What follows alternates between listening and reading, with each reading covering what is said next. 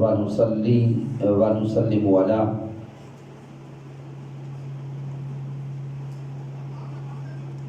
سيدنا ومولانا محمد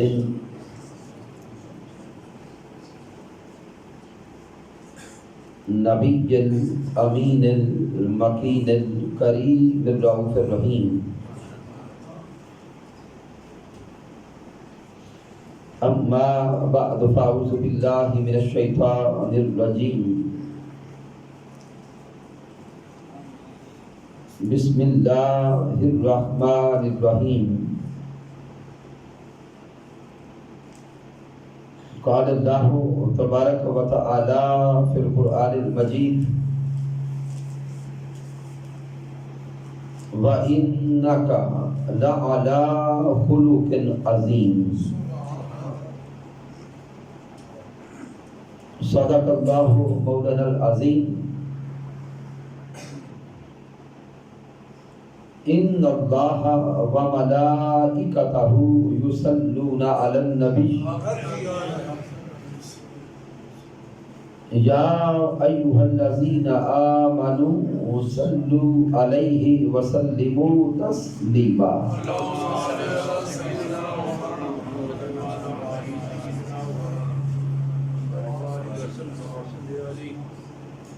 اللہ رب العزت کی توفیق سے اور تاجدار کائنات صلی اللہ علیہ وآلہ وسلم کے نعلین پاک کے تصدق سے ہم ماہانہ درس عرفان القرآن کی اس بابرکت باسعادت اور روحانی نشست میں حاضر ہیں. اس درس عرفان القرآن کے انعقاد پر مبارکباد پیش کرتا ہوں انتظامیہ کے تمام ساتھیوں کو،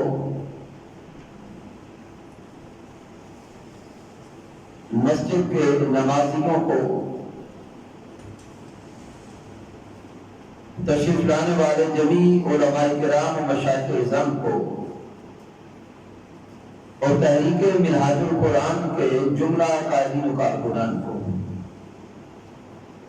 دعا کرتے ہیں کہ اللہ رب العزت سب کا تشریف لانا اپنی بارگاہ اقدس میں قبول فرمائے.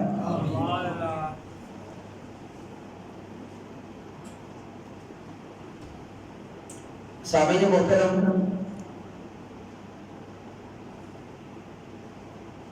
بالعموم ہمارے دروس عرفان القرآن کا یہ پیٹرن نہیں ہوتا کہ کثیر نعتیں ہوں اور اس کے بعد کتاب کی طرف آئیں، لیکن یہاں پہ آ کر آپ لوگوں کا اخلاص، محبت اور یہ پیارے پیارے نعتخوان دیکھ کر میرا بھی دل کرتا ہے کہ یہ نعت پڑھتے رہیں اور ہم سارے بیٹھ کے سنتے رہیں. سبحان اللہ. عمومی طور پہ ہمارے پورے کے پورے درس عرفان القرآن کا وقت 1 گھنٹہ سے 1.25 گھنٹہ ہوتا ہے، لیکن لطف آتا ہے چونکہ سارے ہی نعت پڑھنے والے بڑے با ادب بھی ہوتے ہیں اور سر میں ہوتے ہیں. نعت اور سر، یعنی اب سر سے مراد 2 سریں ہیں، ایک ہے یہاں کی سر اور ایک ہے یہاں کی سر. سبحان اللہ. تو یہاں چلے جتنے بھی لوگ ہوتے ہیں سریں دونوں جڑی ہوتی ہیں. تو اس لیے لطف کے ساتھ میں بھی بیٹھتا ہوں، آپ بھی بیٹھتے ہیں، لیکن کوشش کریں گے کہ 11 بجے تک ہم اپنی گفتگو مکمل کریں. تو سامعین محترم، آج کے درس عرفان القرآن کے لیے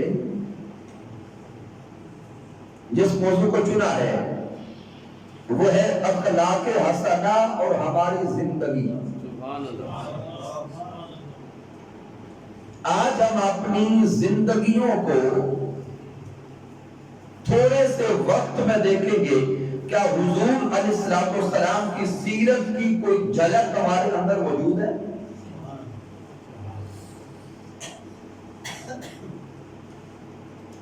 سرنامہ کلام کے طور پر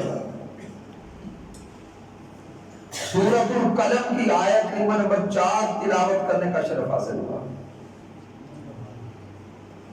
جہاں مالک کائنات فرماتے ہوا انکا لعلی خلق عظیم، اللہ فرماتا ہے اور بے شک اے محبوب مکرم صلی اللہ علیہ وآلہ وسلم آپ کو اخلاق عظیم پر فائز کر دیا گیا،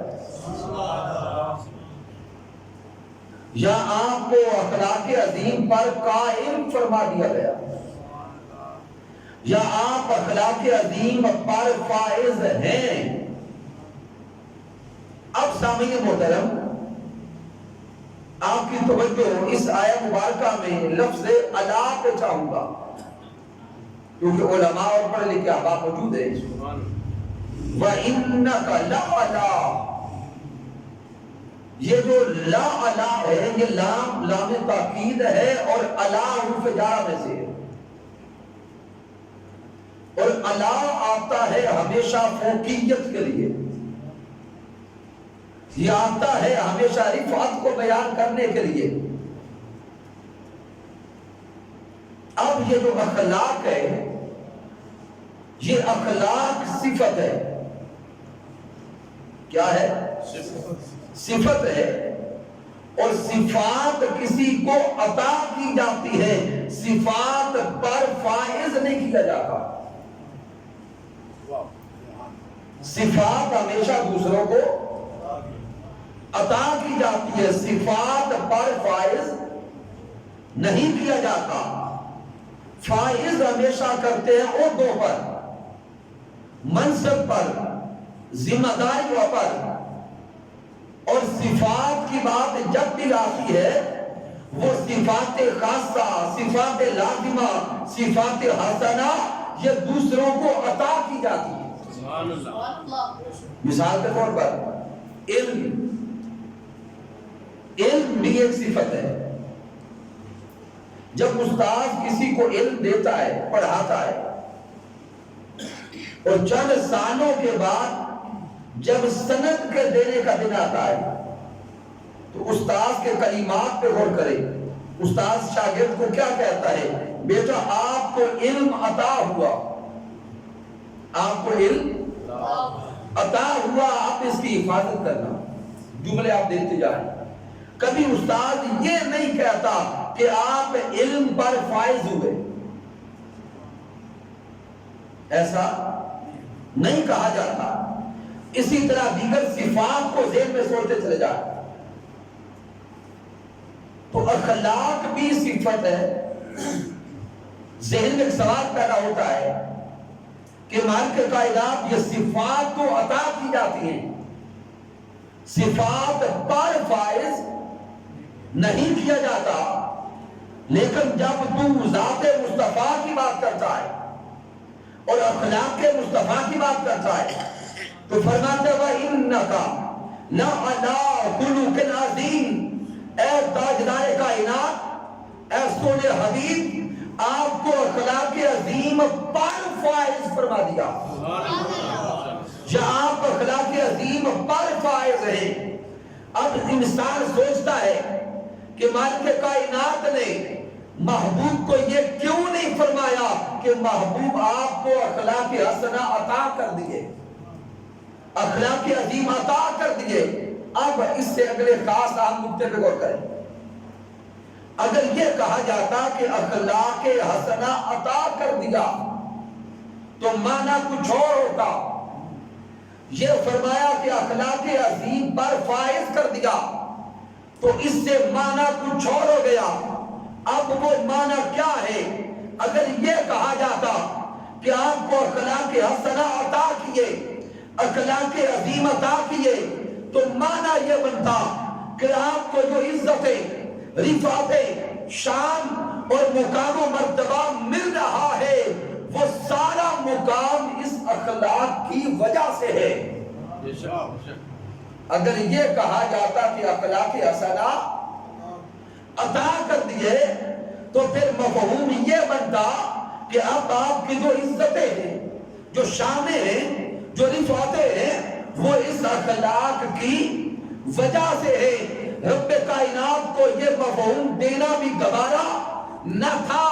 مالک کائنات فرماتا ہے اے محبوب مکرم، ہم نے آپ کو اخلاق عظیم پر بھی اور اخلاق حسنہ پر بھی فوقیت عطا کی ہے۔ کائنات میں ہر کوئی عزت پائے گا اخلاق حسنہ کو اپنا کر، اور اخلاق خود عزت پائے گا آپ کی نسبت کو اپنا کر۔ اس لیے مالک کائنات نے محبوب مکرم کو اخلاق حسنہ پر بھی فوقیت عطا کی۔ اب اسی نکتے کو ایک اور انداز سے سمجھیں۔ سامعین محترم، اگر کوئی کہے کہ ابھی تک یہ بات سمجھ نہیں آئی تو میں اور سادہ کرتا ہوں۔ حافظ جو حفظ کا پروٹوکول ہے، جو عزت ہے، وہ پاتا ہے حفظ مکمل کرنے کے بعد، اور جس کا حفظ نہیں ہے کیا ہم اسے حافظ کہتے ہیں؟ کیا وہ حافظ ہونے کا پروٹوکول اسے ملتا ہے؟ نہیں ملتا۔ آپ کا یہ ادارہ بھی ہے، مجھے محترم علامہ عتیق الرحمان صاحب نے بتایا کہ یہاں پر بھی حفظ کی کلاسیں سٹارٹ ہو چکی ہیں۔ تو ضمناً بات آ گئی، اس ادارہ کے ساتھ اپنے بچوں کو جوڑیں، خود آئیں اور بچوں کو تعلیم اور تعلم کے لیے اس ادارہ کے ساتھ منسوب کریں۔ لیکن سامعین محترم، حافظ کہلاتا ہے حفظ کرنے کے بعد، حاجی کہلاتا ہے حج کرنے کے بعد، عالم کہلاتا ہے علم حاصل کرنے کے بعد۔ تو گویا جس نے علم حاصل کر لیا، حفظ کر لیا، حج کر لیا، تو بعد میں اس کو ایک پروٹوکول ملتا ہے، عزت کی نگاہ سے دیکھا جاتا ہے، معاشرے میں لوگ اس کا احترام کرتے ہیں۔ تو وہ احترام کب شروع ہوا؟ اس عمل سے پہلے یا بعد میں؟ بعد میں۔ اسی طرح جس کا اخلاق اچھا ہو ہم اس کا بھی احترام کرتے ہیں۔ چلے غور کریں، اگر کوئی جوان ہو، جوانی کی عمر ہے، بڑا باادب ہے، والدین کا بھی احترام کرتا ہے، بچوں سے پیار کرتا ہے، گلی میں جو بزرگ مل جائے اس سے بھی ادب کے ساتھ ملاقات کرتا ہے، تو سامعین محترم ہم اس بچے سے پیار کرتے ہیں یا نہیں کرتے؟ کرتے۔ لیکن وہی جوان اگر 2 سالوں کے بعد بگڑ جائے، والدین کا احترام چھوڑ دے، بچوں سے پیار چھوڑ دے، راستے میں جو ملے اس سے بدتمیزی کرے، کیا اس کے ساتھ ہم محبت سے پیش آتے رہتے ہیں یا چھوڑ دیتے ہیں؟ چھوڑ دیتے ہیں۔ تو سامعین غور تو کریں، 2 سال پہلے اس کا پیار بھی تھا، اس سے محبت بھی تھی، ختم ہو گئی۔ سوال پیدا ہوتا ہے جب اس سے محبت ختم ہو گئی تو کیا اس کا نام بدل گیا؟ اس کی شکل و صورت بدل گئی؟ خاندان بدل گیا؟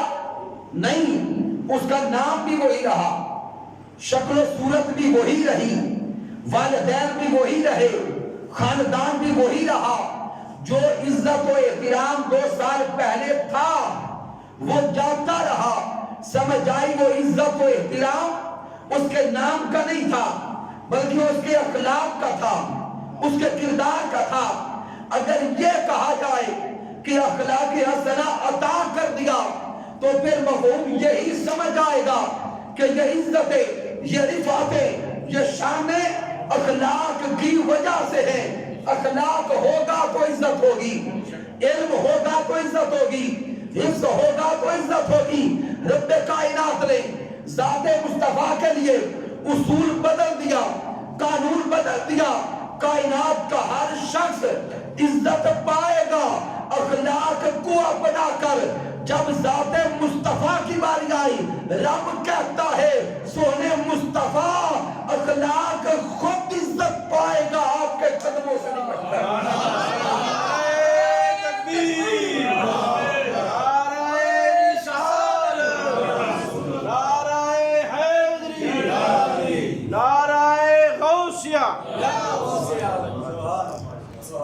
تو اللہ رب العزت نے اس آیہ مبارکہ میں بھی اس انداز سے محبوب کی شانوں کو بیان کیا. دل غور کریں وہ رب عظیم محبوب کے اخلاق کو عظیم کہتا ہے.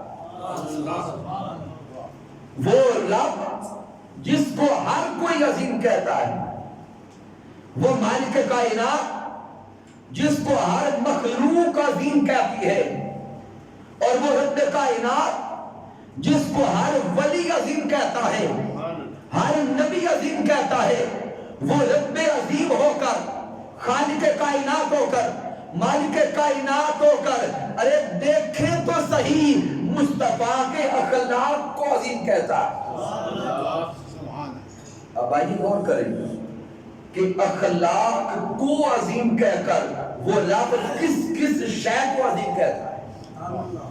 تو اس پہ غور کریں کہ اخلاق کہتے کسے ہیں. ہم نے تو عرف عام میں یہی سمجھا سنا ہے کہ زبان کے اچھا بولنے کو اخلاق کہتے ہیں, اور ہمارا ذہن بس یہی پہ جا کے اینڈ ہو جاتا ہے. لیکن سامعین محترم آج یاد رکھیں زبان کا اچھا بولنا اخلاق ہے, لیکن صرف یہی اخلاق نہیں ہے. انسان کے جسم کے جمی اعضاء, انسانی جسم کے جمی اعضاء, ان اعضاء سے جو اعمال سر انجام پاتے ہیں ان سب اعمال کو دیکھیں تو وہ اخلاق کے اندر آتے ہیں. مثال کے طور پہ زبان کا بولنا اخلاق کے اندر, آنکھوں کا دیکھنا اخلاق کے اندر, کانوں کا سننا اخلاق کے اندر, ہاتھوں کا پکڑنا اخلاق کے اندر, پاؤں کا چلنا اخلاق کے اندر, یہاں تک کہ انسان بیٹھتا کیسے ہے, اس کے بیٹھنے کا انداز کیا ہے, یہ بھی اخلاق کے اندر آتا ہے. گویا انسان کے جسم کے جمی اعضاء, ان اعضاء کی سب حرکات اخلاق کے اندر آتی ہیں.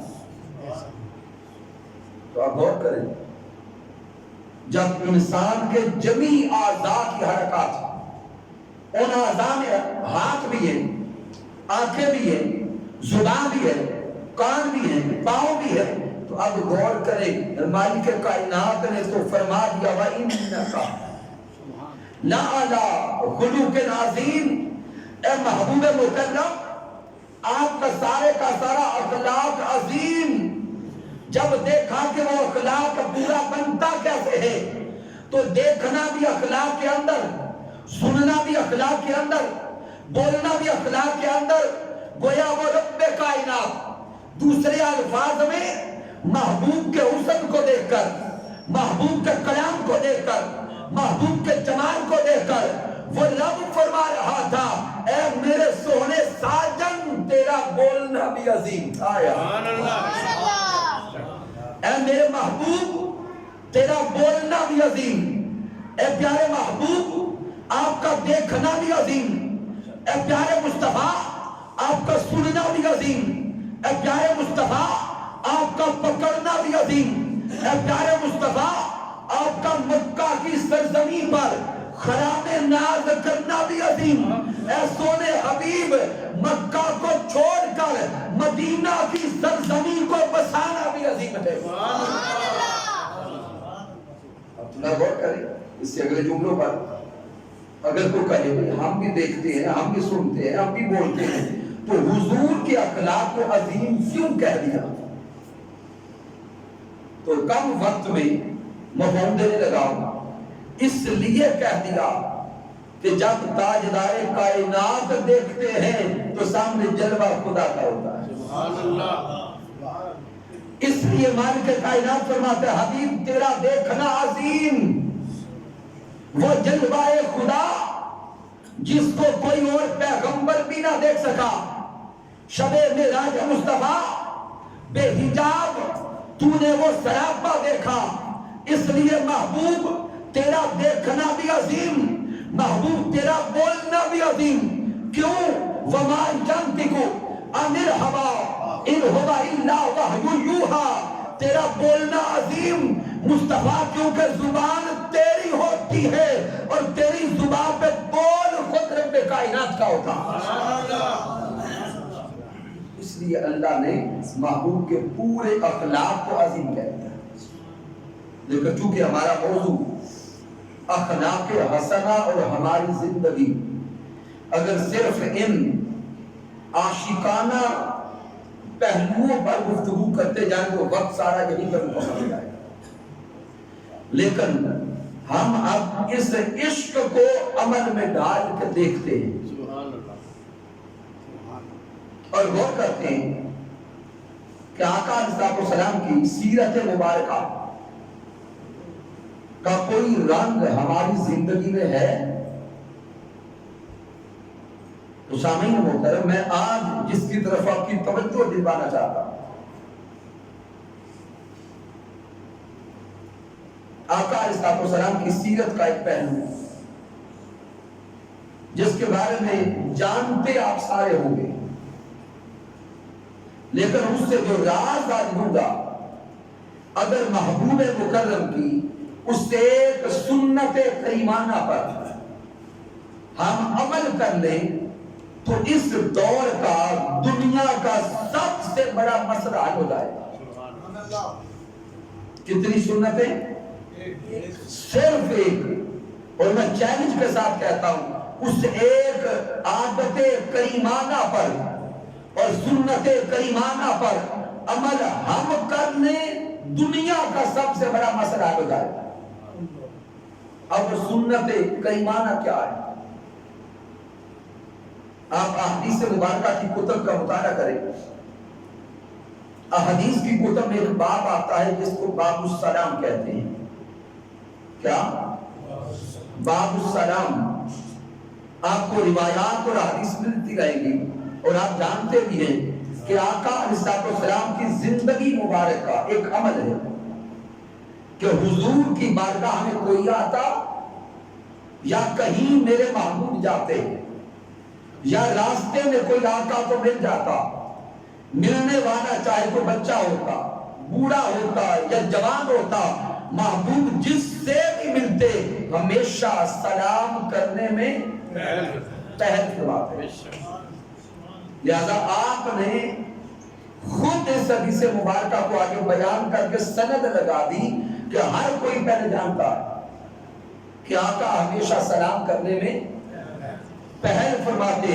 آئیے اب رک کر تھوڑا غور تو کریں، کیا آج ہم دوسروں کو سلام کرنے میں پہل کرتے؟ اللہ ماشاء اللہ، معاشرے کا حال ہمارے سامنے ہے، ہم نے دوسروں کو پہلے سلام کرنا چھوڑ دیا۔ چلے چھوڑ دیا، تھوڑا اور غور کریں، چھوڑ تو دیا لیکن کیوں چھوڑا؟ ہر کام کے کرنے یا چھوڑنے کے پیچھے کوئی ذہنی تخیل تو ہوتا ہے۔ چھوڑ دیا، کیوں چھوڑا؟ اس کے کئی اسباب آپ کے ذہنوں میں آئیں گے، لیکن ایک سبب میں دیکھا کہ جب سے ہم دنیا پرست ہو گئے اور جب سے ہم نے دنیا کو مطمع نظر بنا لیا، تب سے ہم نے دوسروں کو پہلے سلام کرنا بھی چھوڑ دیا۔ کیوں؟ جب دنیا کی حرص و ہوس ہمارے ذہنوں پر چھا گئی تو ہمارے تصورات یہ بنتے چلے گئے کہ اس دنیا کی عزت بھی شہید پہ کمانی ہوگی، اور اس دنیا کی عزت ایسے ملتی ہے، یہ جملے بولے جاتے ہیں کہ عزت والا وہ ہوتا ہے جسے دوسرے سلام کریں۔ معاشرے کے اندر یہ جملے پنپ گئے کہ عزت والا وہ ہوتا ہے جسے دوسرے سلام کریں. بس دوسروں سے عزت لینے کے لیے ہم عہدے بھی تلاش کرتے ہیں, عزت پانے کے لیے بڑے بڑے گھر بھی بناتے ہیں, عزت پانے کے لیے بڑے بڑے عہدے بھی لیتے ہیں. یہی سبب ہے کہ آج کے مادیت کے دور میں باپ گھر بیٹھا انتظار کرتا ہے کہ بیٹا آئے تو پہلے مجھے سلام کرے, استاد انتظار کرتا ہے کہ شاگرد آئے تو پہلے مجھے سلام کرے, پیر بیٹھا انتظار کرتا ہے کہ مرید آئے تو پہلے مرید سلام کرے. ارے سوچیں تو صحیح, اس کائنات کے سب سے بڑے پیر بھی حضرت محمد مصطفیٰ ہیں, اس کائنات کے سب سے بڑے استاد بھی تاجدار کائنات ہیں, اس کائنات عرضی میں سب سے اعلیٰ والد بھی ذات محمد مصطفیٰ ہے. ارے ذات حبیب کو دیکھیں, محبوب سے جو بھی ملتا میرے آقا بچے کو بھی پہلے سلام کرتے. اگر حضور کا مقام, مرتبہ, شان دوسروں کو سلام کرنے سے معاذ اللہ کامل نہیں ہوا تو ہم کون ہیں جو یہ کہیں کہ دوسرے سلام کریں میں آتے. ہمیں اپنے اندر جھانکنا ہوگا اور یہ سوچنا ہوگا, ایک طرف رشتہ غلامی مصطفیٰ اور ایک طرف دعوائے عشق مصطفیٰ, اور دوسری طرف حضور کا وہ عمل جو ساری زندگی حضور کی زندگی میں جاری رہا, ہم اسے بھول گئے. آقا علیہ السلام نے تو ہمیشہ سلام کرنے پہ زور دیا ہے. آقا نے تو جہاں پر فرمایا, آپ جانتے ہیں کہ آقا علیہ السلام نے فرمایا کہ اگر دو مومن, دو مسلمان اکٹھے سفر کر رہے ہو, کیا کر رہے ہو, اکٹھے چل رہے ہو, چلتے چلتے راستے میں جھاڑی آ جائے,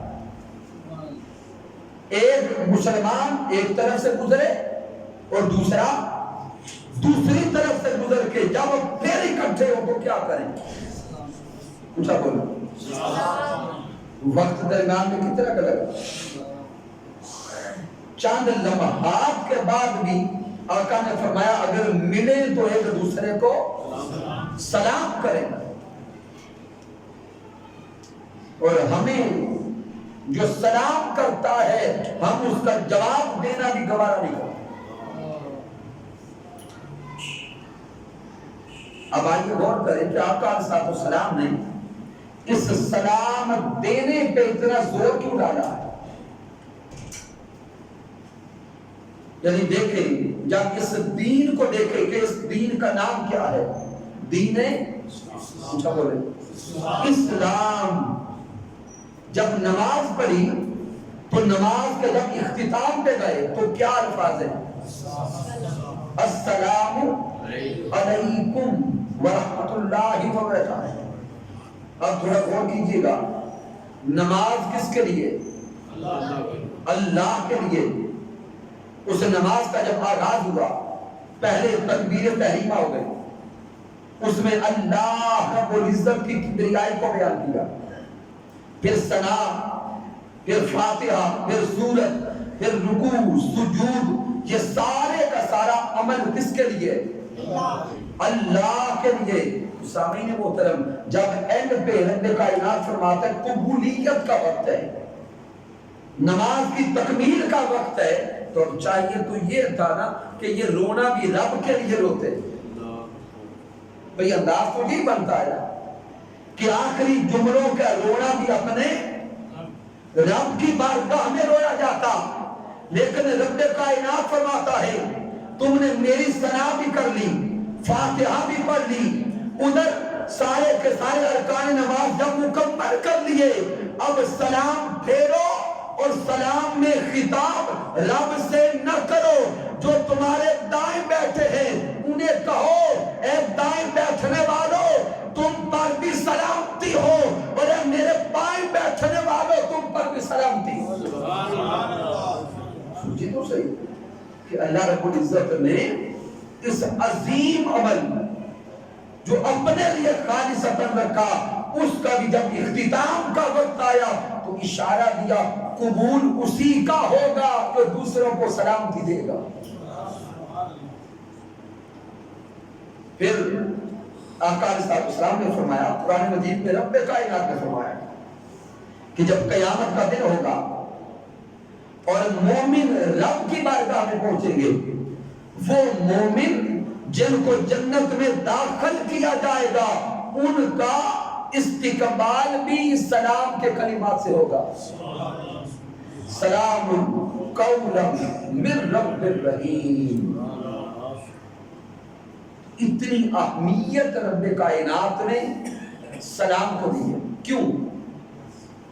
اب اس میں بولتا ہے اور احباب شاید سوچ رہے ہو کہ علامہ صاحب نے ہمیں تو کوئی عجیب کشمکش میں ڈال دیا کہ پہلے یہ کہا کہ ایک عمل اگر کر لیں تو دنیا کا سب سے بڑا مسئلہ حل ہو جائے گا، اور لگا دیا ہے ہمیں سلام کے پیچھے سے۔ اور کئی جوان کہہ رہے ہوں گے بھئی ہمیں تو یہ پتا تھا پہلے۔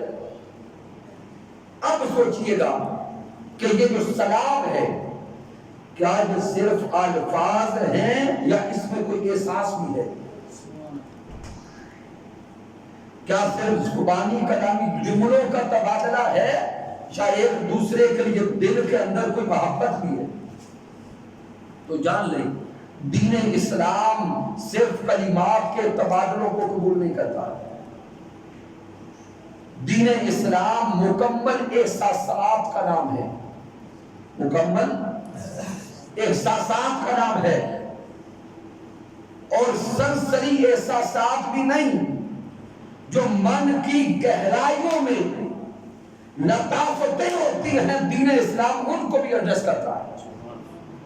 میں اشارہ دیتا ہوں، آقا علیہ السلام کا دور ہے، ایک صحابی کا بیٹا گم ہو گیا، اب وہ اپنے بیٹے کو تلاش کرتا پھرتا ہے، ایک دن گزر گیا، دو گزر گئے، بیٹا نہیں ملا۔ بس اب جو باپ اور والد بیٹھے غور کرے کہ جس کا بیٹا گم ہو جائے اس کا حال پھر کیا ہوگا، دیوانوں جیسی کیفیت بن گئی۔ وہ صحابی روتے روتے حضور کی بارگاہ میں گئے، عرض کرتے حضور تیسرا دن ہے بیٹا گم ہو گیا، کچھ سمجھ نہیں آ رہا کیا کرنا۔ آقا علیہ السلام نے دیگر صحابہ سے فرمایا بھی تلاش کرنے میں لگ جائیں۔ ابھی وہ صحابی حضور کی بارگاہ میں بیٹھا تھا جس کا بیٹا گم ہوا تھا کہ ایک صحابی باہر سے آئے اور آ کے حضور کی بارگاہ میں عرض کرتے ہیں کہ آقا اپنے اس بھائی کا بیٹا فلاں باغ میں نے دیکھا ہے کہ وہ بچوں کے ساتھ کھیل رہا ہے۔ اب وہ جو باپ تھا وہ اچانک کھڑا ہوا دوڑنے لگا، میرے آقا نے پیچھے سے بلوا لیا، آقا نے بلوا لیا اور میرے حضور نے بلا کے اسے فرمایا بھئی دوڑ کے جا رہے ہو وہاں سارے بچوں کے درمیان اس کو بیٹا بیٹا کہہ کے نہیں بلانا، اور سارے بچوں کے درمیان اسے سینے سے لگا کے لپیٹنا نہیں ہے، بیٹا بیٹا کہہ کے اسے پیار نہیں کرنا سب کے سامنے۔ اب وہ اس کا حضور 3 دن ہو گئے میں پچھڑا ہوا، اب یہ چیزیں تو ارادی نہیں ہوتی، کون اپنے آپ کو روک سکے گا؟ میرے آقا فرماتے ہیں جب تم اپنے بیٹے کو سینے سے لگاؤ گے، اگر کوئی وہاں ایسا بیٹا کھڑا ہوا جس کا باپ ہی نہیں، کوئی یتیم ہوا، تو وہ کیا سوچے گا؟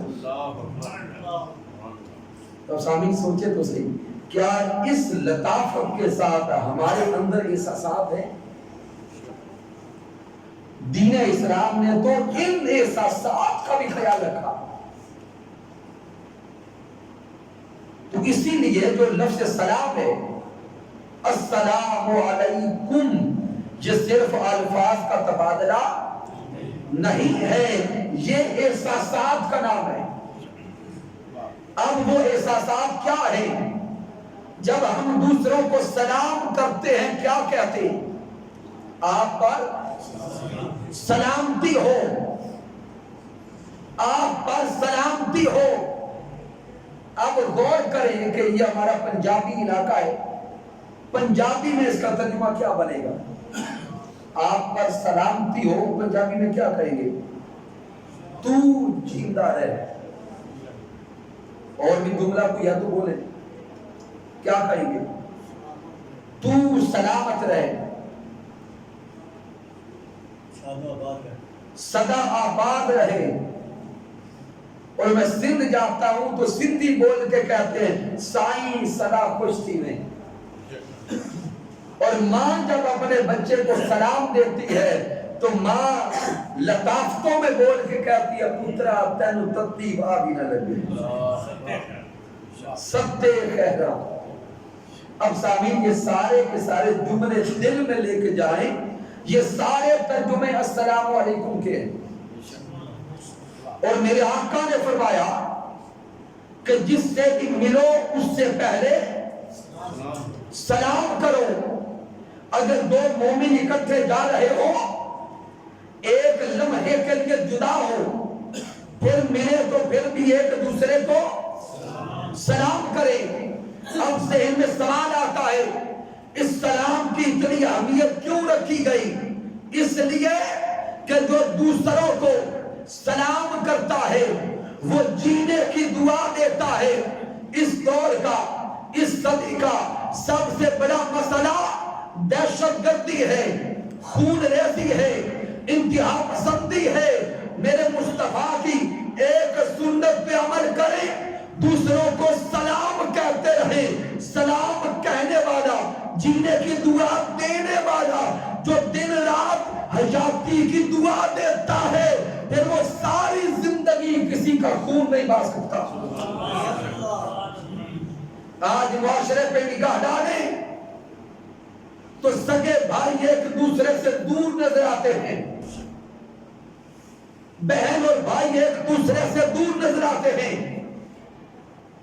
رشتہ دار ایک دوسرے سے لڑتے ہوئے نظر آتے ہیں، پڑوسی جھگڑتے ہوئے نظر آتے ہیں۔ ارے سوچیں تو صحیح، سارا معاشرہ کلمہ پڑھنے والوں کا ہے، سارے مسلمان رہتے ہیں۔ ہم سب نے تو مل کے دشمن کے سامنے کھڑے ہونا تھا، ہم سب نے تو مجتمع ہو کر دشمن کی آنکھوں میں آنکھیں ڈالنی تھی، اور ہم اتنے گرتے چلے گئے کہ سگا بھائی سگے بھائی کو دشمن کہنے والا بن گیا۔ مسلمان مسلمان کو دشمن کہتا ہوا نظر آتا ہے۔ اور کسی ایک دن کی اگر اخبار اٹھا لیں یا خبریں سن لیں، اللہ کی عزت کی قسم راتوں کی نیند حرام ہو جاتی ہے۔ اس ملک کے اندر گلی گلی میں مسلمان مسلمان کا خون بہا رہا۔ اب غور کریں کہ ایک طرف کلمہ بھی تاجدار کائنات کا پڑھے، دعوائے محبت مصطفیٰ بھی کریں، اور دعوائے عشق مصطفیٰ بھی کریں۔ قیامت کے دن تاجدار کائنات نے اگر سوال کر لیا کہ ادھر دعویٰ عشق مصطفیٰ کا تھا، دوسری طرف سگے بھائی کا حق نہیں دیتے تھے، بھائی اپنی بہنوں کا حق نہیں دیتے تھے، کہاں جائیں گے دعوے؟ میرے آقا علیہ السلام نے تو دشمنوں کے بھی حق ادا کیے،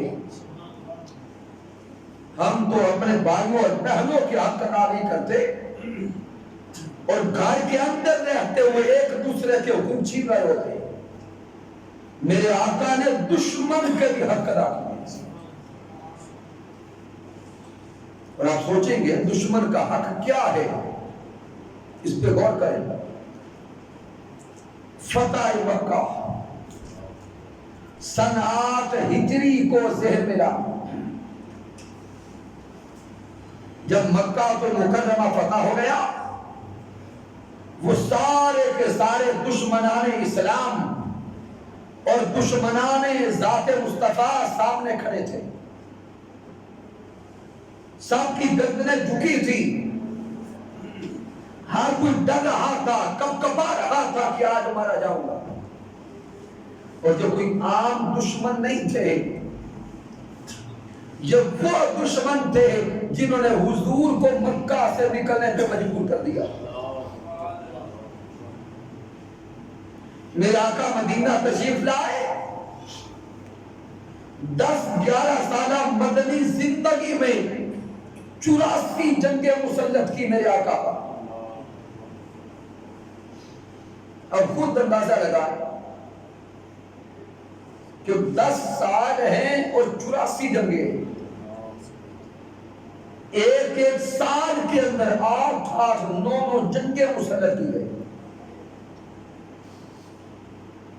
تو تھوڑا اندازہ لگائیں کہ سال کے اندر مہینے 12 ہیں اور 8 یا 9 جنگیں ہیں، تو کون سا مہینہ سکھ سے گزرا ہوگا؟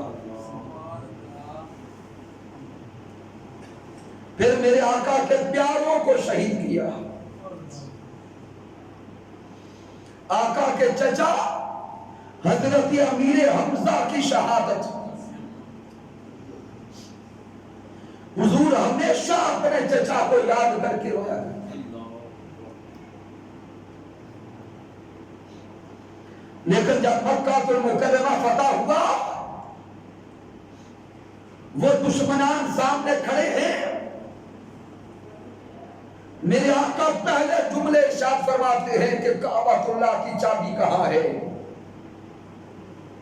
عثمان بن طلحہ ابھی کافر تھا، کعبۃ اللہ کی چابی اس کے ہاتھوں میں تھی، وہ روتا ہوا، گڑ گڑاتا ہوا، کب کباتا ہوا چابی لے کے حضور کے سامنے آ گیا۔ میرے آقا نے کعبۃ اللہ کی چابی اٹھائی، اللہ کے گھر کا دروازہ کھولا، اندر تشریف لے گئے اور شکرانے کے نفل ادا کیے۔ شکرانے کے نوافل ادا کرنے کے بعد باہر تشریف لائے۔ ابھی عثمان بن طلحہ وہی کھڑا تھا،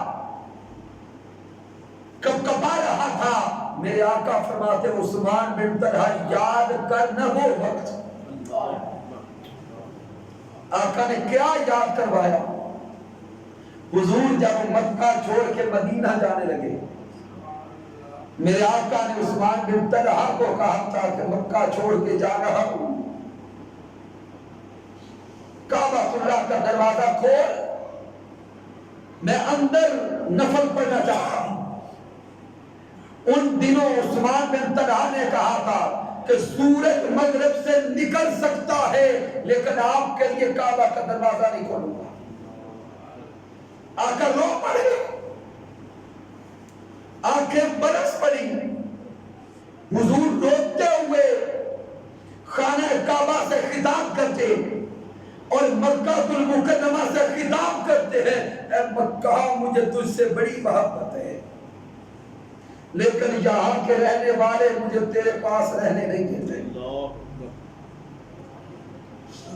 آقا نے عثمان بن طلحہ کو وہ دن یاد کروایا اور آقا نے فرمایا کہ اس دن کہا تھا نا کہ دن بدل جائیں گے، تلک الایام نداولها بین الناس، دن بدل جائیں گے۔ آج دن بدل گئے، آج کعبۃ اللہ کی چابی میرے آقا کے ہاتھوں میں ہے۔ عثمان بن طلحہ گردنیں جھکا کھڑے ہیں، لیکن صدقے جائیں آقا پہ، میرے آقا فرماتا ہے عثمان بن طلحہ اپنے ہاتھ آگے کرتا ہے، وہ ڈرتے ہوئے ہاتھ آگے نہیں کرتا۔ میرے آقا نے پھر فرمایا ہاتھ آگے بڑھا، عثمان بن طلحہ نے ہاتھ آگے کیے تو میرے پیارے مصطفیٰ نے کعبۃ اللہ کی چابی عثمان بن طلحہ کے ہاتھوں میں رکھتے ہوئے کہا، عثمان بن طلحہ تو نے دروازہ میرے لیے نہیں کھولا تھا، وہ تیرا کردار تھا، آج فتح کے دن میں پھر کعبۃ اللہ کی چابی تیرے ہاتھوں میں دے کر تیری بخشش کا اعلان کرتا ہوں، تجھے پھر کعبہ کا متولی بناتا ہوں، وہ تیرا کردار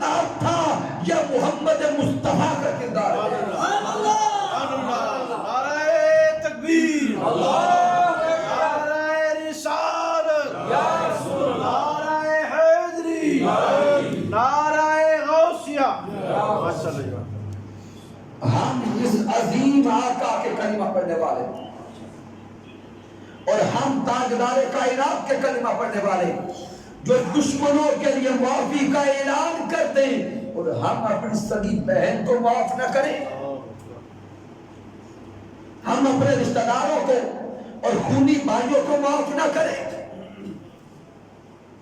رب کائنات نے تو فرما دیا کہ مومن بھی آپس میں بھائی بھائی ہیں اور ہم اپنے مومن بھائی کو گولیاں مارے، خون بہائے، کہاں گئے وہ عشق کے دعوے۔ آئیے آج کے درس عرفان القرآن سے صرف اتنا پیغام لیتے جائیں کہ اپنے دلوں کو نرم کر لیں، اپنے دلوں میں رقت پیدا کریں، نرمی پیدا کریں۔ اگر دل نرم ہو گئے تو یہ معاشرہ بھی جنت کا ماحول پیش کرے گا اور جب وہاں جائیں گے تو بلا حساب و کتاب سیدھے جنت میں چلے جائیں۔ آئیے جتنے احباب بھی بیٹھے ہیں ہم نیت اور ارادہ کریں، اگر کسی کے لیے بھی دل میں کوئی میل ہے تو آج ذات مصطفیٰ کے لیے دل صاف کرتے ہیں، اپنے آقا کے لیے ناراضگیاں ختم کرتے ہیں اور اپنے اللہ کے لیے لڑائیاں ختم کرتے ہیں۔ کیا حضور کے لیے اور اپنے اللہ کے لیے ناراضگیاں مٹانی چاہیے کہ نہیں؟ پکی بات ہے، انشاءاللہ تعالی دل صاف کر کے اٹھنا ہے۔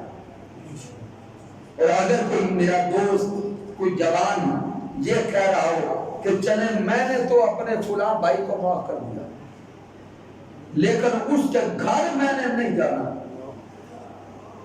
تو یہ دھوکا ہوگا، یہ معاف نہیں کیا۔ اگر کوئی کہہ رہا ہو کہ چلے میں نے رنجش مٹا دی لیکن اس سے سلام پہلے میں نے کو نہیں لینا، یہ دھوکا ہے، اپنے آپ سے بھی اللہ اور اس کے رسول سے بھی۔ اگر دل صاف کر لیا تو پھر نیت کریں کہ سب سے پہلے اپنے مصطفیٰ اور خدا کے لیے اس بھائی کو پہلے میں بلاؤں گا۔ مشکل ہوگا کیونکہ شیطان بھی تو اندر ہے، نفس اندر ہے، وہ کہے گا بھئی ابھی کل ناراض ہو کے گئے ہو، اتنی باتیں کر کے گئے ہو، آج راضی ہونے آ گئے، کسی نے میلہ بھی نہیں کیا، خود بھی آ گئے، تو یوں سمجھے میلہ خدا اور رسول نے کر دیا۔ خدا اور مصطفیٰ کی تعلیمات اپنے لیے میلہ سمجھے اور دوسروں کے لیے دل صاف کرتے چلتے ہیں۔ اگر دل صاف کر کے دوسرے کو پہلے بلا لیا پھر دیکھنا کہ اندر دل کا سکون کیسے نصیب ہوتا ہے، دل کا ہلکا پن کیسے نصیب ہوتا ہے۔ مالک کائنات کی باتیں ہم دعا کرتے ہیں کہ اللہ رب العزت ہمیں عمل کی توفیق عطا فرمائے۔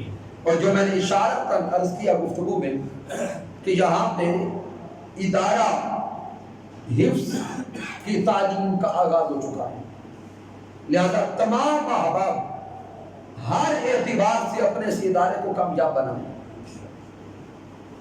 ہر اینگل سے ہر جہت سے اس ادارے کو اپنا سمجھیں اور اس کو کامیاب کرنے کی کوشش کریں۔ کیوں؟ دین اسلام کا علم، اس کو فروغ دینا، اس کو بڑھانا، اس کو آگے پہنچانا، میرے آقا نے فرما دیا خیرکم من تعلم القرآن وعلمہ، تمہیں سب سے بہتر وہ ہے جو علم حاصل کرتا ہے قرآن کا اور دوسروں تک پہنچاتا ہے۔ اس لیے کوشش کریں۔ اور آئندہ ہمارا ماہانہ درس عرفان القرآن انشاءاللہ تعالی 9 جون دوسرا جمعہ اسی طرح نماز عشاء کے بعد انشاءاللہ تعالی ہوگا، اور آئندہ درس عرفان القرآن کا میرے اللہ نے چاہا تو موضوع رقت قلب ہوگا، دلوں کی نرمی، دل نرم ہوتے کیسے ہیں، پھر انشاءاللہ تعالی اس موضوع کی طرف آگے بڑھیں۔ لہذا جتنے احباب تشریف لائے کوشش کریں کہ اپنے ساتھ اپنی اولادوں کو لائیں، دوستوں کو لائیں، کیونکہ یہ درس عرفان و قرآن خالصتاً اللہ اور اس کے رسول کے لیے، اس میں مال کا لینے دینے کا کوئی دھندا نہیں ہے۔ علامہ صاحب موجود ہیں، منہاج القرآن کے احباب موجود ہیں، منہاج القرآن کا کوئی اسکالر 30 40 50 ہزار کا بک مکا کر کے نہیں آتا۔ واجبی سا کرایہ ہے جو ہماری مجبوری ہے 4-5 ہزار روپیہ، اور وہ بھی اگر کہیں سے اللہ اور اس کے محبوب نے چاہ کوئی اسباب پیدا ہو گئے تو یہ کرائے کی مجبوریاں بھی اللہ نے چاہ کبھی ختم ہو جائے۔ کیوں؟ ہمارا مقصد صرف اتنا ہے کہ اس قوم کو قرآن سے جوڑا جائے اور صاحب قرآن سے جوڑا جائے، اور منہاج القرآن سے آنے والے اسکالرز کو کوئی عام صرف کچی پکی روٹی پڑے ہوئے نہیں ہوتے، درس نظامی double M A M Phil P H D تک اسکالرز ہوتے ہیں۔ لہذا مطمع نظر صرف اتنا ہے کہ ہم سارے مل کر اس رنجن کو راضی کریں۔ اگر محبوب راضی ہو گئے تو رب راضی ہو جائے گا، رب راضی ہو گیا تو بیڑا پار ہو جائے گا۔ کی محمد سے وفات ہوئی تو ہم تیرے ہیں، یہ جہاں چیز ہے کیا، لوح و قلم تیرے ہیں۔ میں نے جو کچھ بیان کیا اگر اس میں کوئی کمی ہے، کوئی کجی ہے، کوئی غلطی ہے تو مجھ ناچیز کی طرف سے ہے، میرا اللہ معاف فرما دے، اور اگر اس میں کوئی اچھائی اور کمال ہے تو اللہ کی عزت کی قسم میرا کوئی کمال نہیں، یہ میرے اللہ کا کرم ہے، آقا علیہ السلام کی رحمت ہے، اور میرے قائد، میرے مربی، میرے استاذ حضور شاہ علیہ السلام ڈاکٹر محمد طاہر القادری مدد ذلہ والی کی صحبت کا فیضان ہے۔ وما علینا الا البلاغ المبین۔